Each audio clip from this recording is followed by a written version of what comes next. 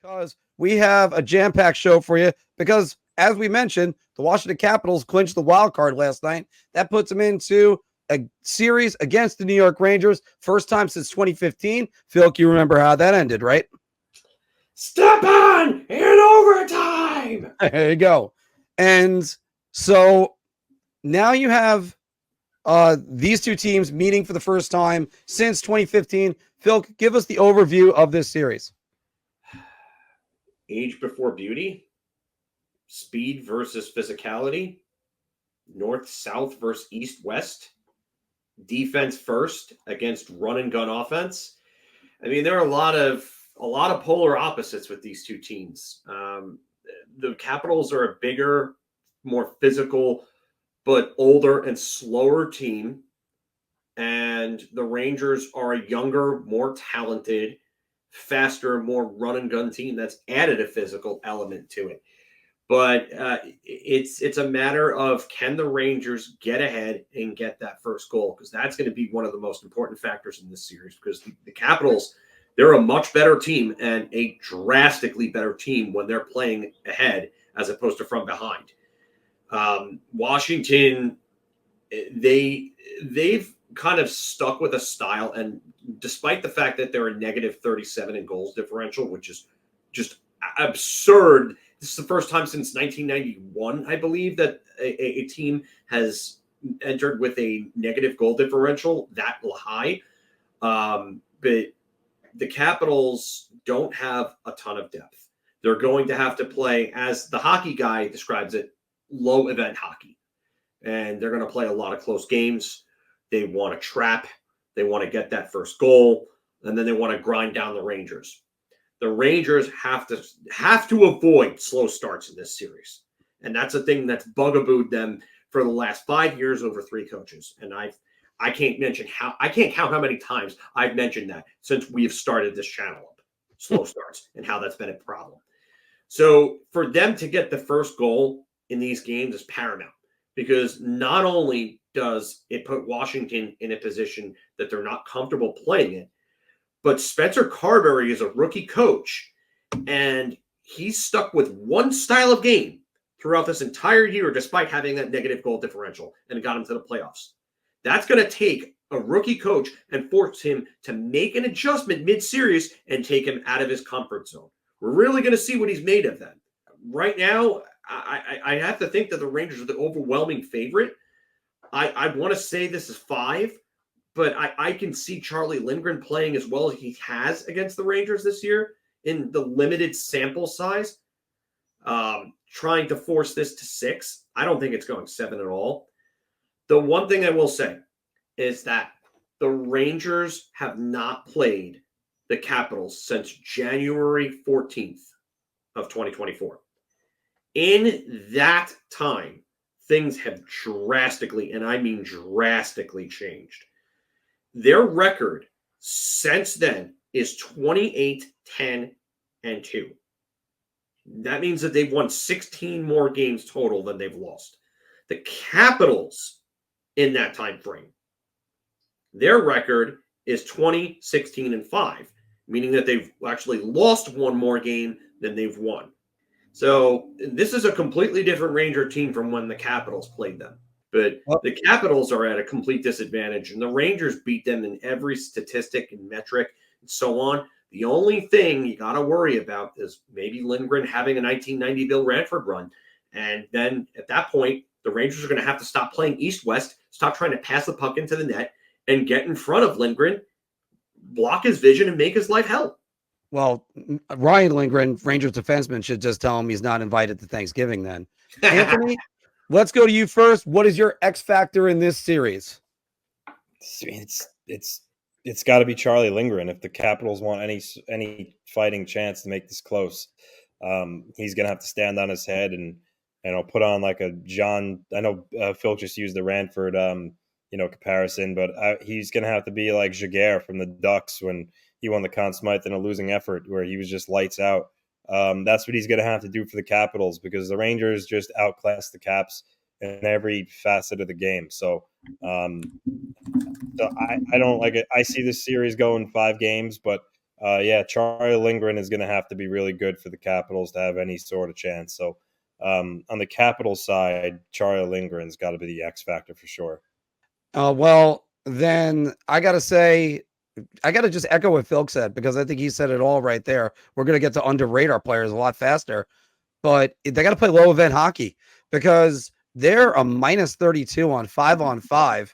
And the Rangers, despite their struggles at 5-on-5, they're a +3. So that favors the Rangers. If they go to the penalty box, that favors the Rangers. If the Rangers are taking penalties, that favors the Rangers, because the Capitals power play, it's not what it was, and the Rangers penalty killing is among the top 5 in the league.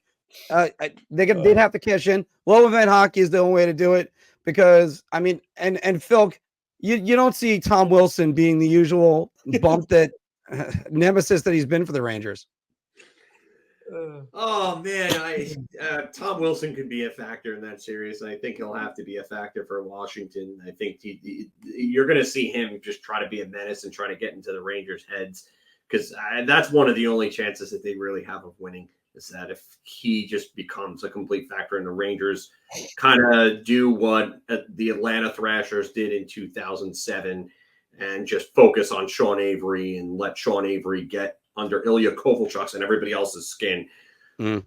If Wilson can do that, then maybe he could, have this series go a little longer. But for the Rangers, funny enough, I can't believe I have to say this, but with as down of a year that he had, in his worst year probably in about 5 years, it's got to be Mika Zibanejad for me as an X factor for the Rangers. If he gets going, Washington doesn't stand a chance. Because if that line starts producing, the Panarin line is going to produce, whether it's even strength, power play. Those guys are going to produce.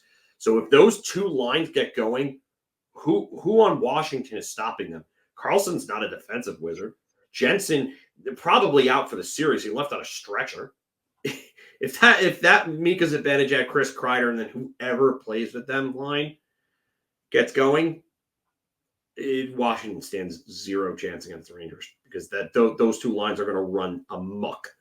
If he plays, Philip Hedl could be an X factor, because depending on where he's put, whether he's the top line right wing or whether he's third line center to add offense to that third line, that could be a big problem for Washington if he comes in and he's productive. Glad you mentioned that, Phil, because we're going to be talking more about Hedl in the Bar Talk segment. Anthony, who is an under the radar player that you're looking at in this series? I mean, I could go Connor McMichael for Washington. They're going to need him to be good.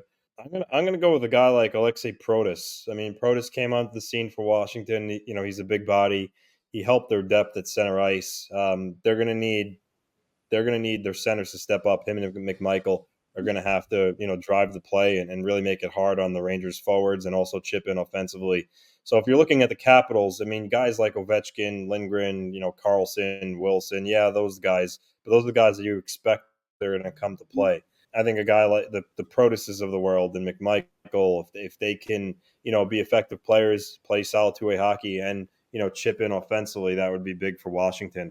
For the Rangers, under the radar player, I'm going to go with Kaapo Kakko. I mean, we all know his struggles this year.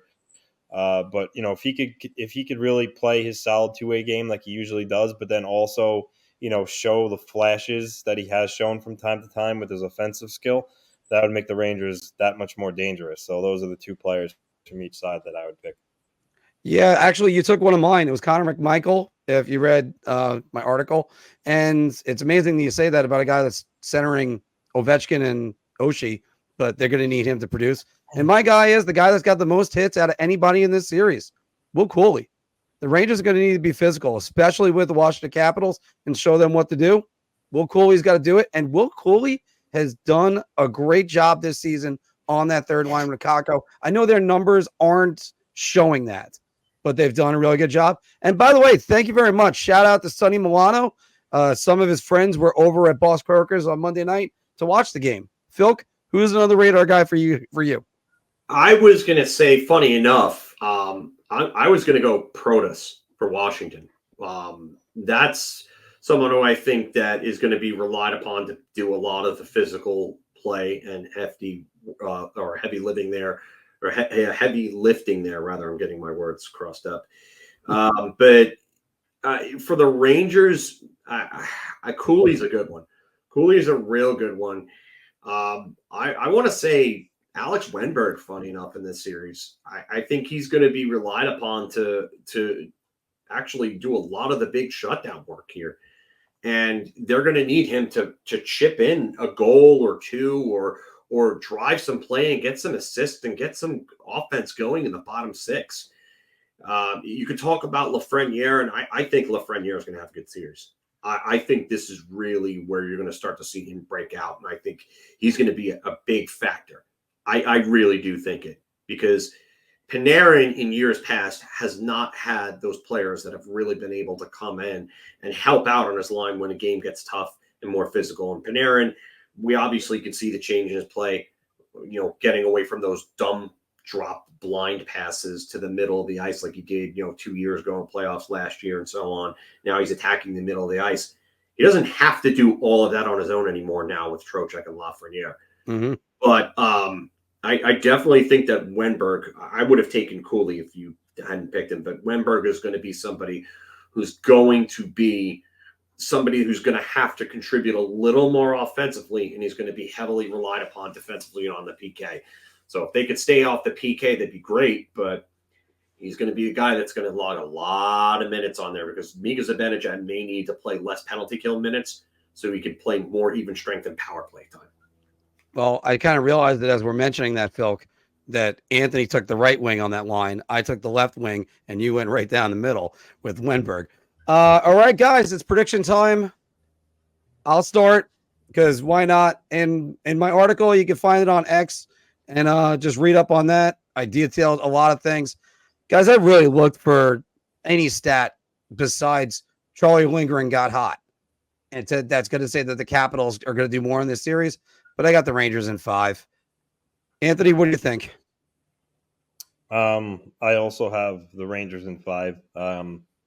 Again, if Lindgren, performs outstanding, and Ovechkin can turn back the clock a little bit, they get some more balanced scoring, which they failed to get all year, then maybe they can make it a series. But I'm going to say Rangers in 5. If the Rangers somehow find a way to lose a series, heads would have to roll, but I'm 100% confident the Rangers take care of this in fairly short order.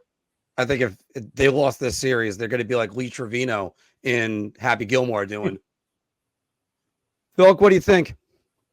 Rangers in 5 as well. I honestly think the Rangers will probably take both of the first 2 games. I think Washington steals 1 at home, and then I think the Rangers close it out in 5 at the Garden. All right. Well, let's go over to the other New York team that's